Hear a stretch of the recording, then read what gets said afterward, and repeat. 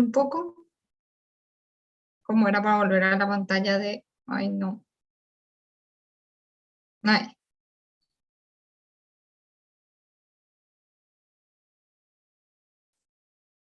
ahí. Y este.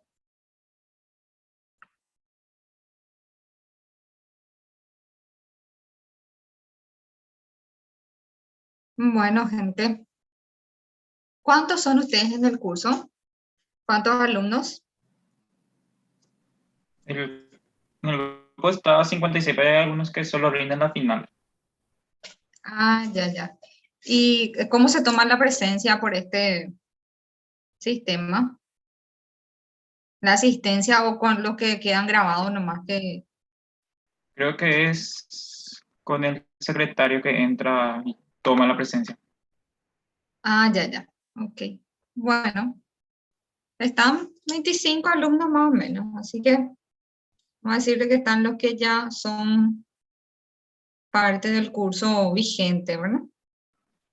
Sí, Bueno, el año pasado, por más de que no nos vimos prácticamente, ya estuvimos hablando sobre el tema de hematológico en la clase de patología médica, ¿verdad? Un formato diferente, ustedes saben que las clases de patomédica son pregrabadas, ¿verdad? Entonces no hay esa interacción. ¿Ustedes están teniendo ya clases presenciales también? creo que a partir del otro año recién se va a implementar, doctora. Ah, Aunque, ya ni... Ujú. aunque se dijo que iba a haber 2 semanas para el refuerzo ahí de los temas más importantes.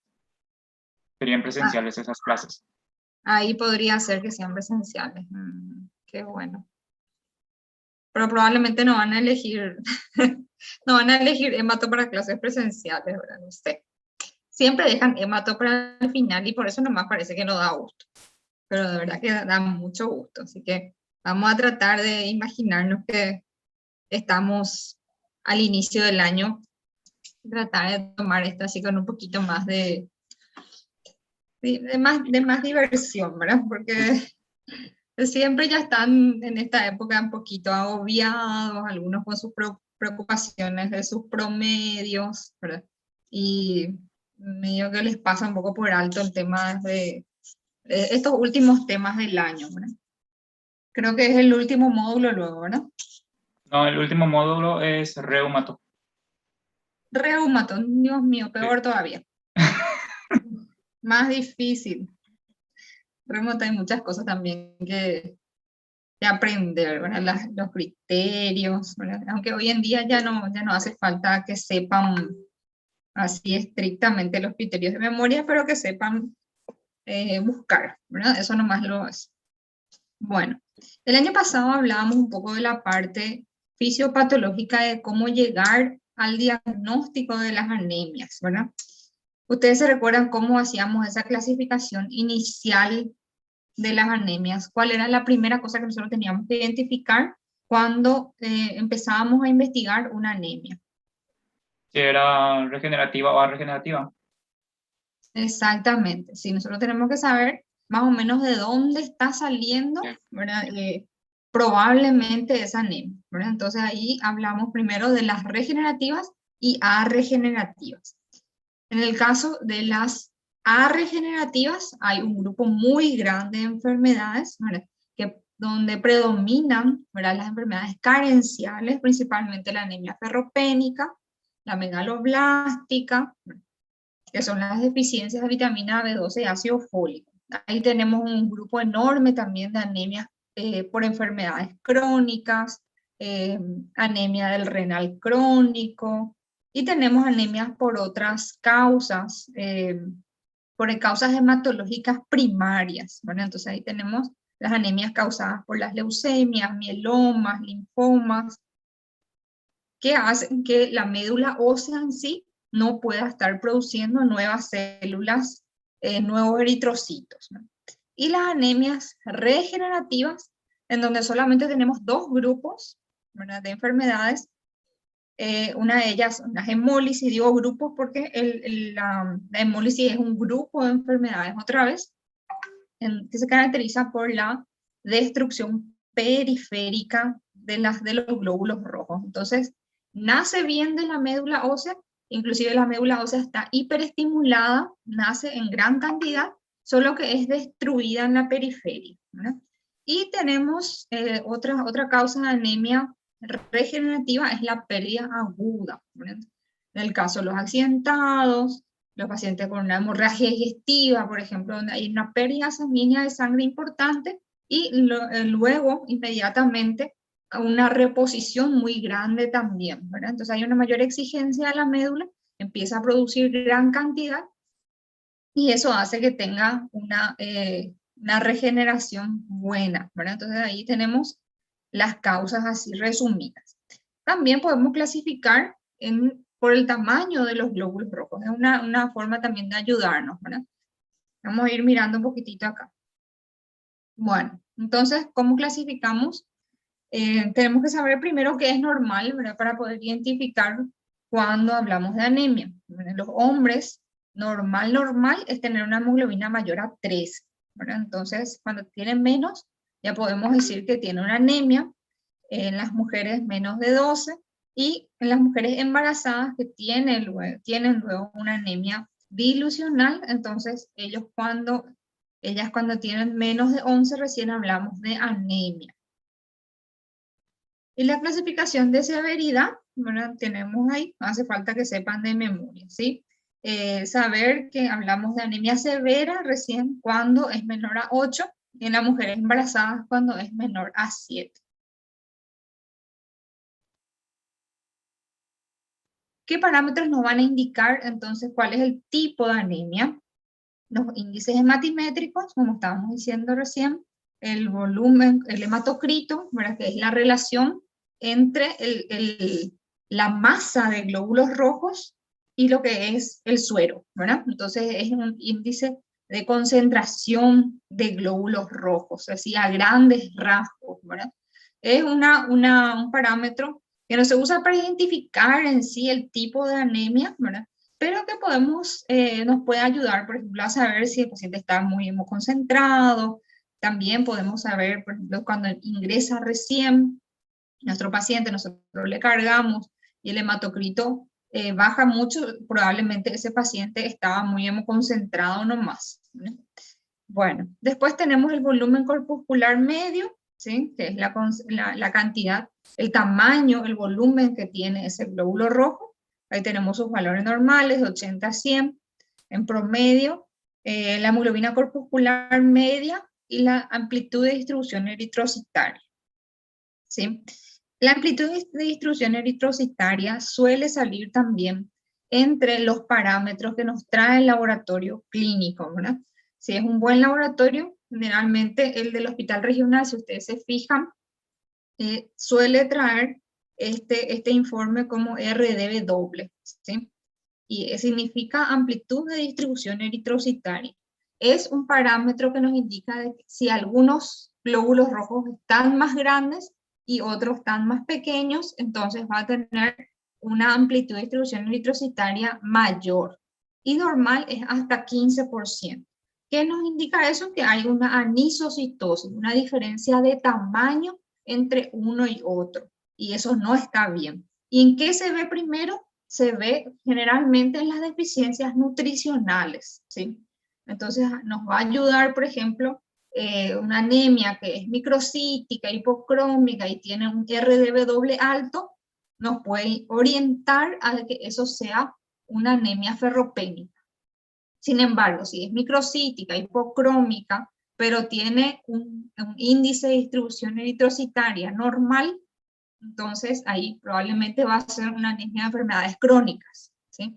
Entonces son algunos datos que en sí solitos no nos van a dar un diagnóstico, pero sí nos pueden ir orientando hacia un diagnóstico que después tenemos que confirmar. Bueno, entonces ahí también vemos el tipo, ¿verdad?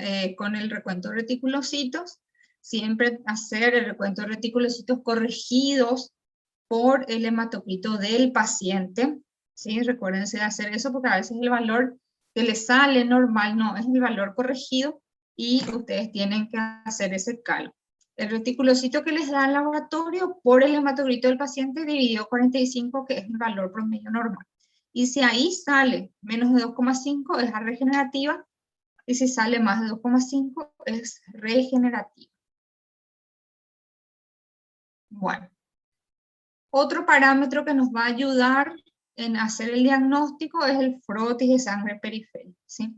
Traten siempre de pedir y de que sea de un buen lugar, ¿verdad? Un lugar donde sepan identificar bien. Tenemos ahí el primer gráfico, el A, es un glóbulo rojo, son glóbulos rojos normales, son bien rosaditos, tienen un tamaño adecuado y tienen una palidez central que más o menos ocupa la mitad de la célula, ¿verdad? Después tenemos en el B una anemia ferropénica, donde se ve que el glóbulo rojo está mucho más pálido y tiene una palidez central que abarca, en algunos casos, como ven acá, un tamaño muy grande, ¿verdad? Entonces prácticamente algunos quedan así como una cascarita de huevo nomás ya. Acá. Después tenemos este C, una anemia, en este caso es una anemia hemolítica microangiopática. ¿Se recordaban cómo era la anemia hemolítica microangiopática? ¿Cuál era la diferencia con la otra anemia hemolítica? A ver, voy a anotar acá, punto para el que responda.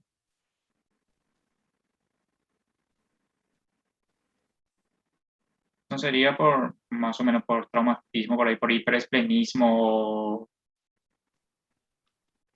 La verdad que no me recuerdo muy bien. Las anemias hemolíticas pueden tener dos tipos, dos lugares de destrucción, ¿verdad? Sí. Uno era ¿dónde? Uno sería en el vaso. En el vaso, ¿verdad? Y otro, Uno no sería por el riñón.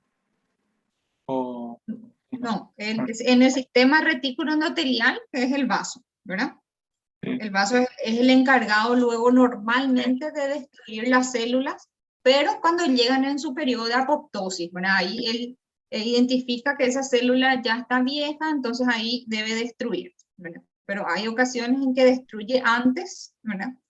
Y después el otro sitio, en el vaso sí se puede destruir, y el otro sitio es en la circulación, ¿verdad? Entonces ahí nosotros distribuimos nuestro tipo de anemia hemolítica en las que son intravasculares y extravasculares. Esta anemia hemolítica microangiopática es la hemólisis que ocurre dentro de los vasos sanguíneos, ¿sí? Y dice microangiopática porque son de vasos pequeños, pero es intravascular, ¿sí? Entonces, solamente en las anemias intravasculares se encuentran este tipo de imagen, ¿verdad? Que son los esquistocitos, ¿sí? ¿Y por qué es importante esto? Porque las anemias microangiopáticas o las anemias intravasculares son mucho más graves que las anemias extravasculares.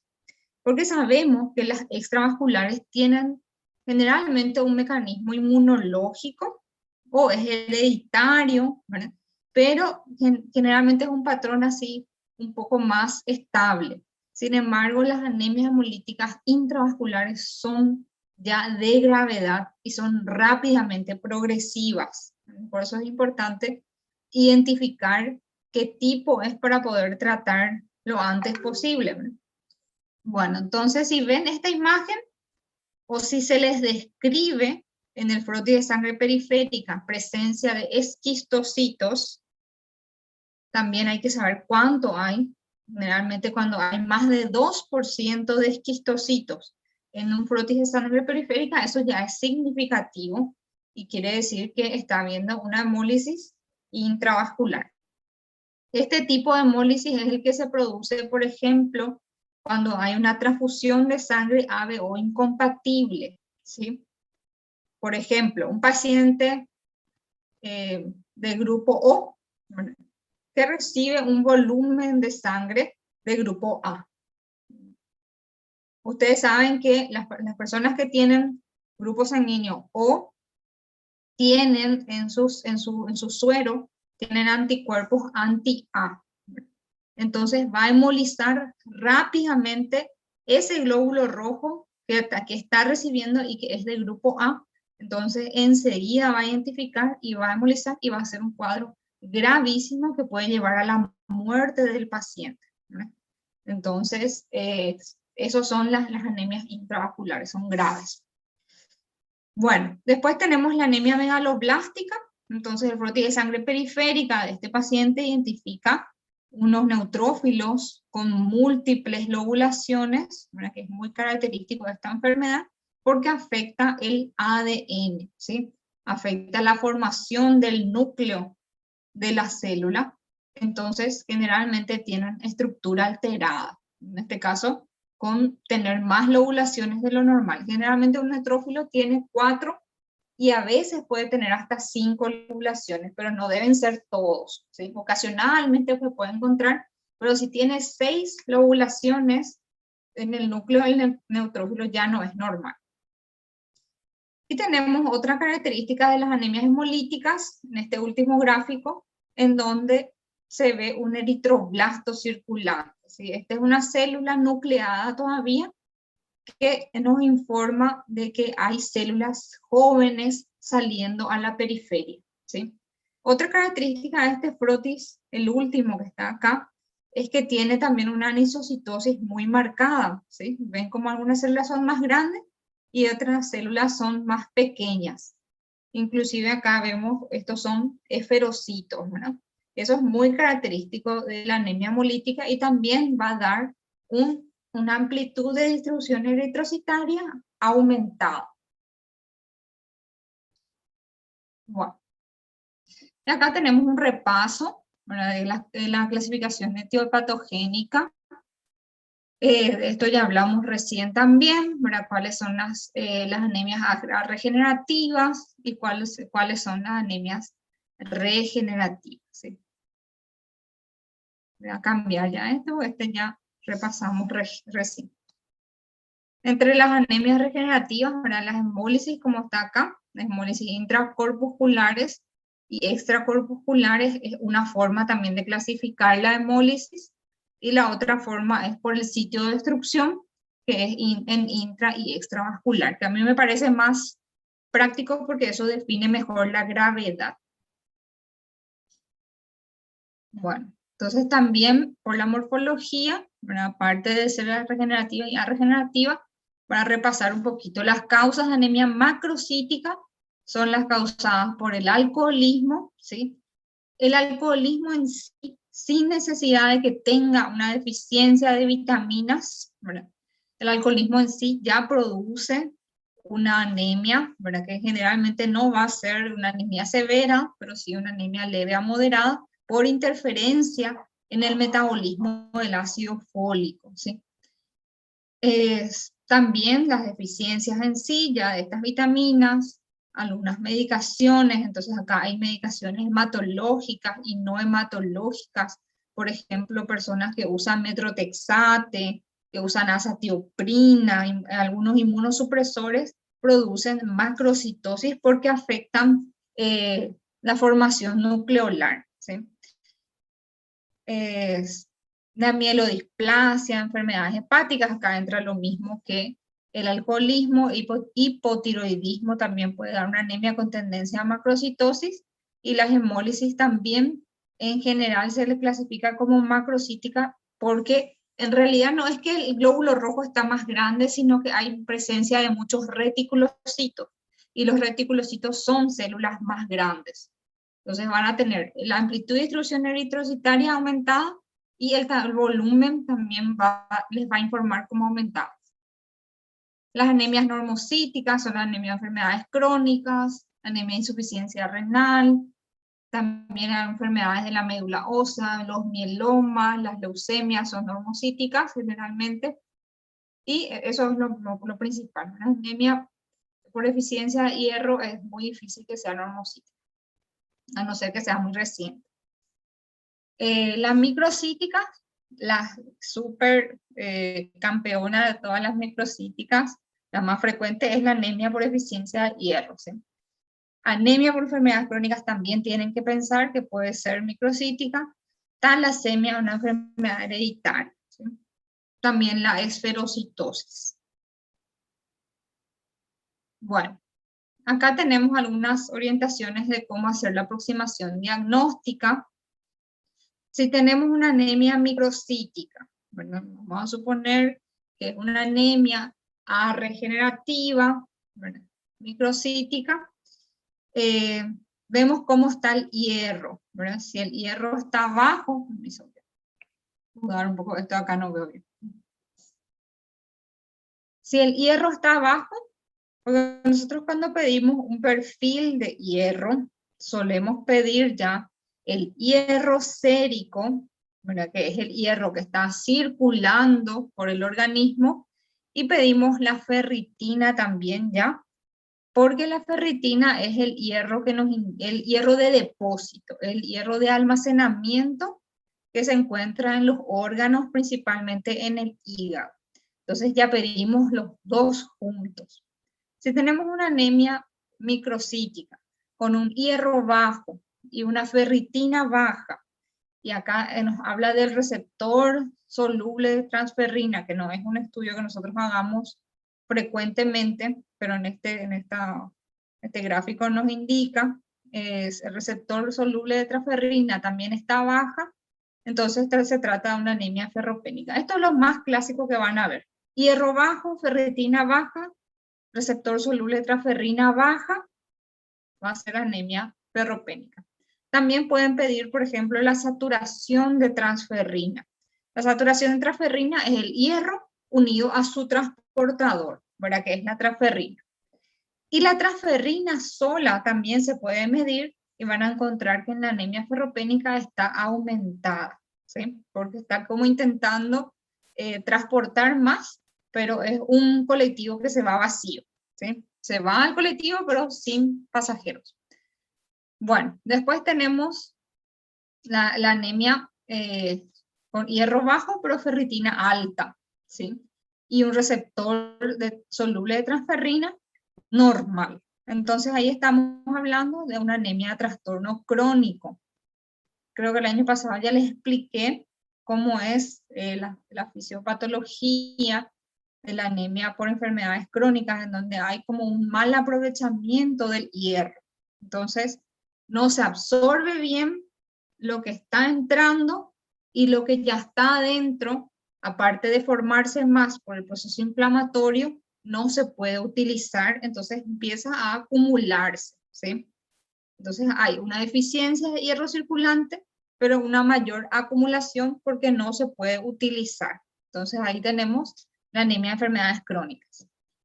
Si tenemos un hierro bajo, pero una ferritina que está normal, eso no es deficiencia de hierro, porque la deficiencia de hierro lo primero que va a utilizar es la ferritina, ¿verdad? No puede haber anemia por deficiencia de hierro con ferritina normal, ¿sí? Porque justamente ese es el que está usando primero su stock. Si pasa eso, quiere decir que hay dos mecanismos implicados. Es una anemia mixta, una anemia de trastornos crónicos y una anemia ferropénica junta, ¿verdad? Y eso pasa muy frecuentemente. Por ejemplo, un paciente con un sangrado crónico o una enfermedad de Crohn, por ejemplo, eso es muy frecuente, una colitis ulcerativa, en donde tienen tantas lesiones gastrointestinales, en donde pierden constantemente sangre, pero también tienen un proceso inflamatorio, ¿verdad? Ellos tienen lesiones con pérdida de sangre, pero tienen una gran inflamación que hace también que suba la ferritina. Entonces ahí como compensa y la ferritina se queda normal, ¿sí?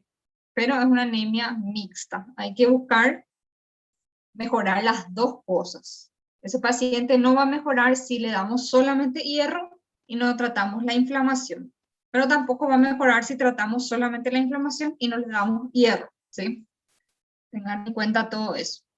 Ahora, si es una anemia microcítica y el hierro y ferritina están normales, pero el reticulocito está disminuido, entonces es una anemia regenerativa, ahí podemos ver el prótesis de sangre periférica y orientarnos más hacia las enfermedades hematológicas mismas.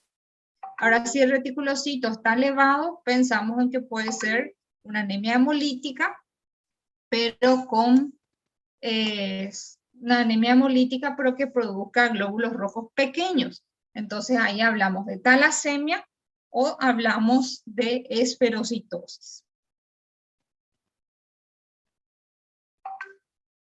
Cuando tenemos un volumen corpuscular medio normal, ¿verdad? Las normocíticas, vamos a orientarnos entonces en cómo está el reticulocito, ¿sí? Si el reticulocito está normal, entonces vemos cómo está su RDW. Ven acá como en este gráfico les da una importancia al RDW, ¿verdad? Si es una A regenerativa, reticulocito normal, ¿verdad? O disminuido, y el RDW está normal, entonces anemia de enfermedades crónicas o anemia de insuficiencia renal. Fíjense que no es lo mismo una anemia de enfermedad crónica, en donde el mecanismo es la alteración en la utilización del hierro, y la anemia de enfermedad renal crónica, aquella donde ya depende de la disminución de producción de eritropoyetina, ¿verdad? Entonces acá, si tenemos un RDW normal, entonces más nos orientamos hacia las anemias por deficiencias, ¿sí? Por más de que el volumen sea normal. Ahora, si el reticulocito está alto, esa anemia normocítica es muy probable de que sea una hemólisis, ¿verdad? ¿Por qué? Porque tiene anemia regenerativa. La hemólisis puede ser hemólisis autoinmune con el test de Kunz positivo, o puede ser una anemia que sea autoinmune o que sea inmunológica, pero de otras causas, ¿verdad? Una anemia hemolítica, pero de otras causas. Acá tenemos todo lo que son enfermedades hereditarias, como la talasemia, la ferocitosis, las anemias por deficiencias enzimáticas, de glucosa 6-fosfato, deshidrogenasa, o sea que son anemias un poquito más raras para nosotros, pero tenemos también en este grupo Kunz negativo las anemias hemolíticas microangiopáticas o intravasculares. Algunos de ustedes están yendo a las recorridas de clínica médica. Sí, doctor. Serían, sí, Los alumnos del Sí, doctor Lovera o del doctor Colman, sí, no, vamos, doctora. de los dos luego, ¿verdad? Sí, Bueno, hay un paciente ahora que está internado, no sé si le vieron la semana pasada, que es el señor Carmerino, una anemia hemolítica autoinmune, ¿verdad? Severa. sí, él era el paciente que dice tener hipotiroidismo también, ¿verdad? Exactamente, ese Sí, sí. paciente. Bueno, les pregunto, ¿ese paciente tenía test de Kunz positivo? La verdad que no recuerdo, doctora, porque en esa recorrida yo personalmente estaba fuera de la sala. Bueno, traten de averiguar, ¿sí? Sí, Y si tenía, el paciente es con un diagnóstico de anemia hemolítica autoinmune, ¿verdad? Está ya diagnosticado. ¿Qué tipo de test de Kunz va a ser positivo? ¿El test de Kunz directo o el test de Kunz indirecto?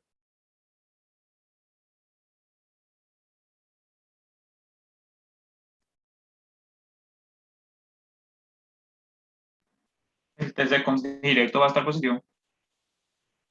El test de Kunz directo. Sí, ¿Qué sí. mide el test de Kunz directo entonces? O sea, el anticuerpo contra la proteína de la membrana que está en el glóbulo rojo. El test de Kunz directamente, el test de Kunz directo, así como es el que mide la asociación del anticuerpo con, ¿verdad? La proteína o el antígeno de membrana. Mide de que esté unido, ¿verdad? De que esté produciendo la hemólisis, ¿verdad? De que esté pegado a él. Y el test de Kunz indirecto Ese tipo ya muestra, ya mide ya el anticuerpo de por sí solo. Exactamente, es el que mide la presencia de un anticuerpo que está diluido en el suero, ¿verdad? Entonces, ese anticuerpo que está ahí puede estar causando o no una hemólisis, pero está ahí presente. Por ejemplo, aquellos pacientes que son politrafundidos, ¿verdad? Recibieron muchas y muchas transfusiones, como los pacientes renales crónicos o los pacientes oncológicos. Ellos de tanto exponerse, ¿verdad? A mucha sangre, porque sabemos que el grupo sanguíneo ABO es uno nomás, o sea que son dos grupos nomás de, a ver, como 36 sistemas de grupos sanguíneos que tenemos. Entonces, en algún momento, ese paciente puede estar haciendo una reacción, ¿verdad?, de incompatibilidad, que sea una reacción menor, ¿verdad?, contra algún cuerpo, un antígeno que tenga ese glóbulo rojo, ¿verdad? Entonces, ahí, por ejemplo, cuando el paciente tiene un paciente que es RH negativo y recibe una sangre que es RH positivo, en esa primera exposición él va a generar un anticuerpo, ¿sí? Y ese anticuerpo se va a identificar por el test de Coombs indirecto. Vamos a saber si él tiene el anticuerpo anti-D. Lo mismo que con las embarazadas. Ustedes ya están dando gineco, ¿verdad? El año pasado.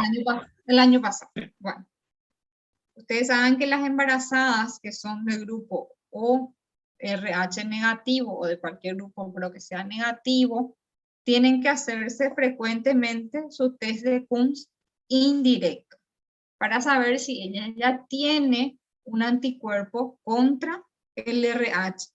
¿Por qué? Porque hay la posibilidad de que su bebé sea RH positivo y que ella haga una reacción contra el bebé, ¿verdad? En ese caso, por ejemplo, cuando el bebé nace, ¿qué se le hace al bebé? ¿Qué tipo de test de Coombs? Se busca el test de Coombs directo. Directo, sí.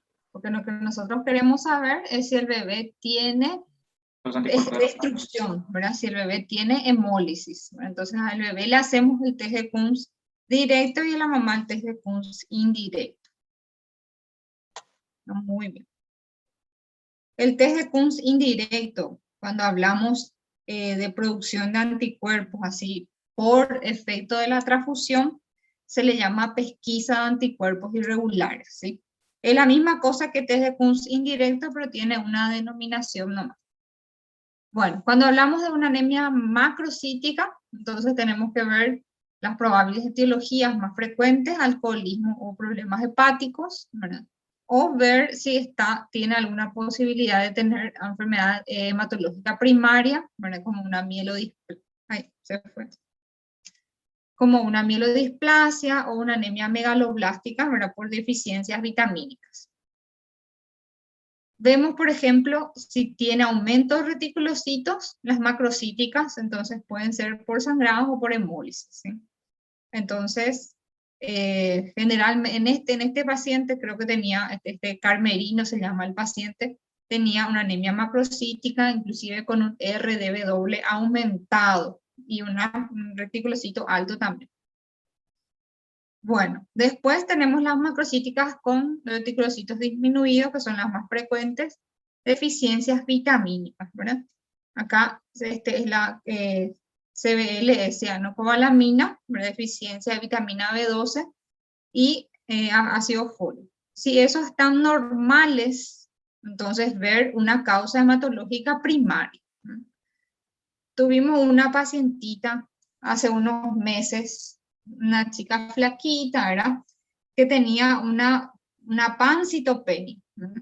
Si ustedes recuerdan, el año pasado dimos que la anemia causada por deficiencia de vitamina B12, como afecta no solamente la producción de glóbulos rojos, sino que de las otras células hematológicas también, entonces pueden tener pancitopenia, ¿verdad? Y esta chica tenía una pancitopenia. Era una anemia regenerativa y en sus estudios iniciales, porque siempre yo les pido que antes de transfundirle se le tomen los estudios de investigación, porque una vez que se transfunde, perdemos muchísimos datos, ¿verdad? Porque ya hay mezcla sanguínea, ¿verdad? Entonces, perdemos, por ejemplo, la morfología normal de ese paciente, perdemos cuánto estaba el hierro sérico, el ácido fólico, y tenemos que esperar un tiempo hasta saber si eso va a estar otra vez. O sea que se puede hacer, pero si sale normal, no vas a saber si eso era solo porque se le transfundió o porque era realmente normal, ¿verdad? Entonces, si sale bajo, sí, definitivamente era bajo porque ya se le transfundió y continuó bajo, ¿verdad? Pero si sale normal es lo que nos vamos a quedar con la duda. Por eso que siempre es mejor tomarle primero las muestras antes de hacerle la transfusión. ¿Sí? Eso también tengan en cuenta ustedes cuando estén haciendo la práctica, entonces saber que hay que tomarle primero. Bueno, esta chica tenía una anemia macrocítica con reticulocitos bajos y se le tomó primero las muestras y salió una vitamina B12 muy bajita. Bueno, ella tenía algunos antecedentes, entonces se sospechó de una anemia por deficiencia de vitamina B12 y se le hizo una prueba terapéutica, ¿verdad? Se le hizo vitamina B12 en forma inyectable y ella no mejoró. Generalmente en poco tiempo tiene que mejorar y no mejoró. Entonces ahí fuimos a Frutis y biopsia de médula ósea y efectivamente era una aplasia medular y ese primer estudio laboratorial estaba mal, ¿verdad? O sea que era un error de laboratorio. Inclusive las otras características de la deficiencia de vitamina B12, así haciéndole interrogatorio, capaz muy dirigido, hasta ella decía que tenía un poquito de parestesias y todo eso, pero no fue eso realmente. Entonces, solo para tener en cuenta que los laboratorios también pueden engañarnos y que la respuesta al tratamiento es muy importante ir acompañando. Ahora sí, la anemia con reticulocitos bajos, megaloblástica, tiene una disminución de vitamina B12 y ácido fólico, entonces es tratar, ¿verdad? Que puede ser una anemia megaloblástica misma o perniciosa cuando hay un efecto de autoinmunidad que produce una afectación de la mucosa gástrica, ¿sí? Una gastritis atrófica. Cuando hay dudas, ¿verdad? Otra cosa que también podemos hacer, cuando hay dudas de si es una deficiencia de vitamina B12 misma, podemos hacer estos otros estudios, ¿verdad? El ácido metilmalónico y el estudio de la homocisteína. El ácido metilmalónico va a estar disminuido y la homocisteína tiene que estar aumentada porque esos son los que intervienen en el metabolismo del ácido fólico y de la vitamina B12. Bueno, ¿cómo vamos a tratar? La anemia ferropénica, ¿sí? Yo voy a estar feliz si salimos de esta clase sabiendo que no todas las anemias se tratan con totem. Yo ahí ya estoy feliz, ¿sí? No quiero ver ninguna de las recetas de ustedes haciendo indicación de totem, ¿sí? Eso nomás les pido. Y también sin investigar, ¿sí? Sin investigar ya le da totem, ¿verdad? Eso es lo peor. Entonces, por lo menos, si le van a dar totem, investiguenle un poquitito. ¿Sí? Y si de repente es una anemia ferropénica, ahí puede analizar. Bueno, la dosis terapéutica de hierro oral es alta. Entonces ahí viene el tema de por qué no me gusta el totema. El totema tiene muy poca cantidad de hierro elemental, ¿sí? Y aparte de que es una sal que es muy poco tolerable. Entonces, el hierro elemental, ustedes van a ver de repente en el prospecto mismo que les dice qué cantidades de hierro elemental y ahí entonces ustedes ven si le van a dar o no, ¿sí? Esa cantidad de hierro elemental que puede ser de 100 a 200 miligramos por día se puede dar fraccionado, entonces se puede dar uno a la mañana y otro a la tarde, si es posible, alejado de las comidas, dependiendo de qué tipo de sal es, porque las sales ferrosas son las que principalmente se absorben mejor con el estómago vacío, con la acidez del estómago. También tenemos que incentivar la ingesta de alimentos ricos en hierro, ¿sí? Las sales ferrosas son las menos toleradas, ¿sí? Facilitan la absorción, la vitamina C. ¿Y quienes reducen la absorción? Los antiácidos, los inhibidores de la bomba de protones, entonces ahí todo lo que sea omeprazol. Y ahí entramos en un pequeño problema porque hay muchos que son justamente que tienen anemia por deficiencia de hierro, por problemas gástricos, ¿verdad? De repente por una úlcera péptica o una gastritis severa que necesita utilizar, entonces vamos a tener problemas con nuestra absorción de hierro.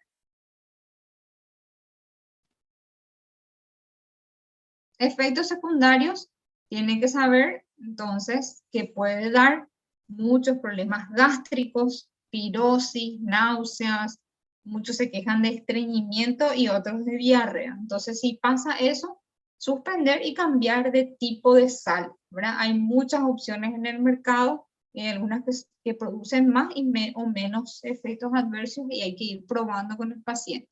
Entonces, el que tiene mejor absorción son la sal ferrosa, por ejemplo, el sulfato ferroso, que es lo que más se encuentra por ahí en las farmacias de los hospitales, tiene muy buena absorción, pero muchos efectos adversos, ¿sí? Después están las sales férricas, que tienen poquito menos de absorción, pero menos efectos adversos, entonces hay que sopesar cómo le va a nuestro paciente. La valoración de la respuesta, entonces, aumenta poco, ¿verdad? Aumenta lentamente, generalmente 1 gramo cada 4 semanas. Reticulocito ya empieza a aumentar, ¿verdad? Pero la traducción de eso va a ser lenta. Entonces la duración del tratamiento es prolongado. Generalmente tratamos como 6 meses una anemia ferropénica, si es que el motivo ya está resuelto, ¿sí? Porque muchas veces son, por ejemplo, mujeres que están con hipermenorrea, y nosotros cuando conseguimos llegar a un pico, tiene orrea sangrado. Llegamos y cada mes pasa lo mismo. Entonces nunca conseguimos suspender del todo el tratamiento. Y para la indicación de hierro oral, primero, no darle hierro parenteral, perdón. ¿Cuándo vamos a hacer hierro inyectable? El problema, ¿por qué no lo hacemos nomás ya inyectable entonces? El problema es que el hierro inyectable no es tan fácil hacer, porque es una dosis acumulativa, ¿verdad? Nosotros no podemos hacer una sola vez el hierro porque no le va a servir de nada. Entonces son varias dosis, implica de que el paciente se tiene que ir al hospital, tiene que ponerse una vía y hacerse varias veces. Generalmente yo le recomiendo, porque tiene que ser por lo menos cada 48 horas, que se haga 3 veces por semana, y eso va a llevar un tiempo de prácticamente 1 mes para que complete la cantidad adecuada según esta fórmula que está acá, ¿verdad? La dosis en hierro a administrar es igual al peso por la hemoglobina ideal. Vamos, acá le pone los 15, hemoglobina ideal, ya es mucho. Eso se calcula más o menos de acuerdo al objetivo que uno quiera llegar. Si uno tiene una hemoglobina de 6, llegar a 10 ya es un buen objetivo, ¿sí? Por 2,5 más 500, ¿sí? Ahí está. Esta es la hemoglobina inicial y esta es la hemoglobina objetivo. Bueno, entonces, ¿cuándo vamos a indicar? Cuando hay una falla terapéutica, nosotros ya le probamos 1, 2 o 3 sales de hierro y el paciente no mejora. Después también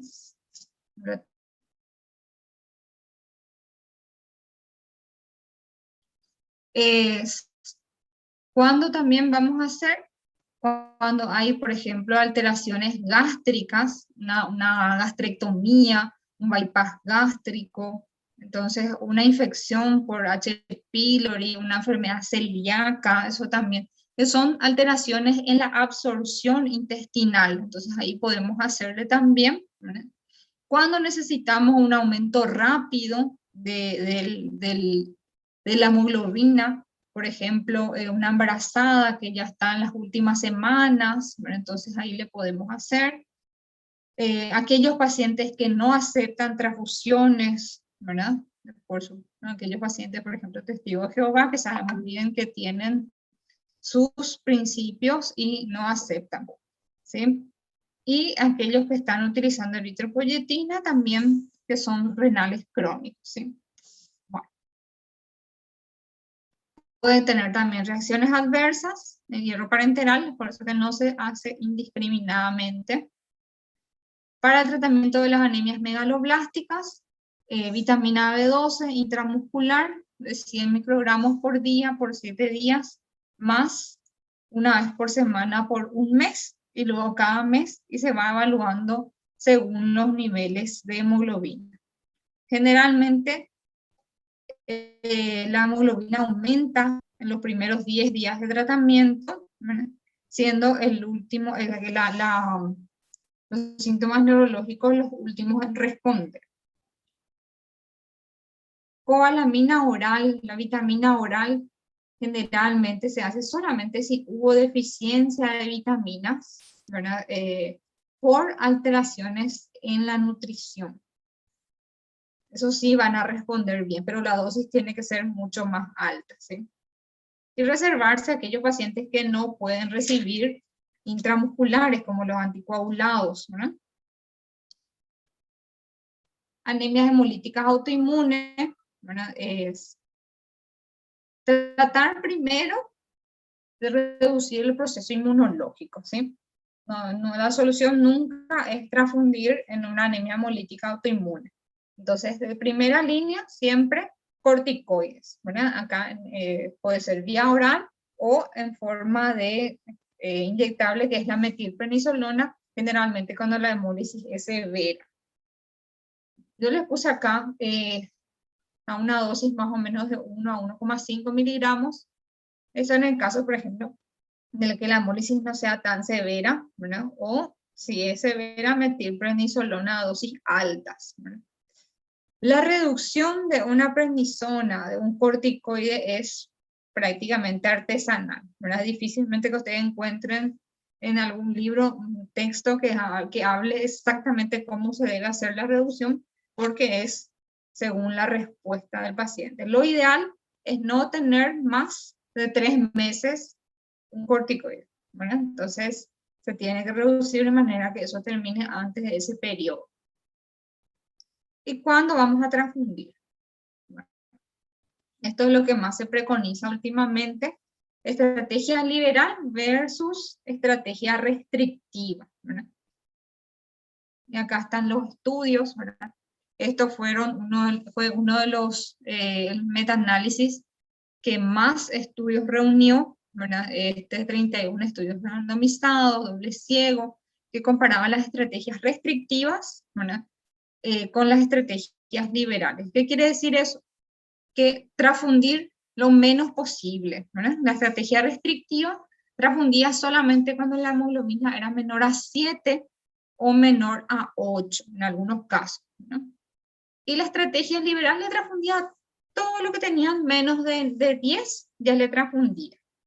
¿Y qué ellos valoraron? Valoraron la mortalidad a los 30 días, los efectos, los eventos asociados como neumonía, infarto, insuficiencia cardíaca, y la sobrevida a 3,1 años de seguimiento, ¿verdad?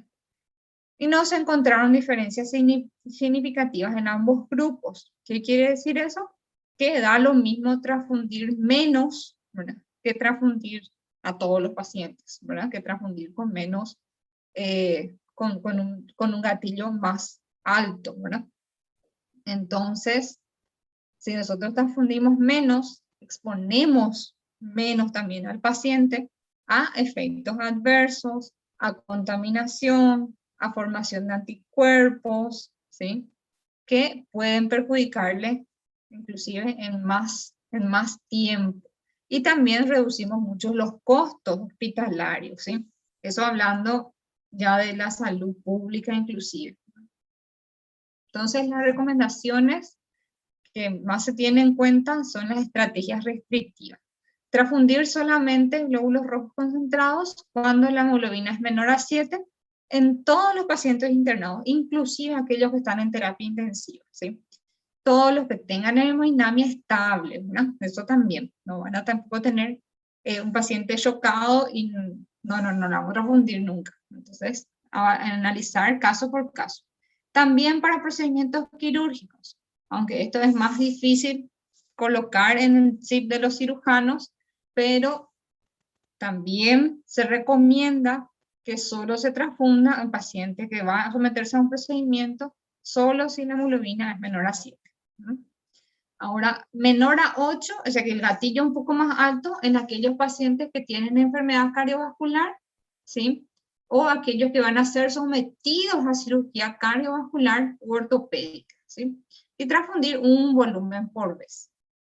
Bueno, y esa era rápidamente mi última diapositiva. Bueno, no sé si tienen alguna pregunta. Doctora, ¿y qué se hace en caso de las pacientes que tienen hipermenorrea? Tipo, ¿se sigue el tratamiento oral indefinido? ¿O Se sigue el tratamiento prácticamente indefinido? Pero yo siempre lo que les pido, ¿verdad? Es que se tome ya una decisión, ¿verdad? Con respecto a esa parte ginecológica, ¿verdad? sí?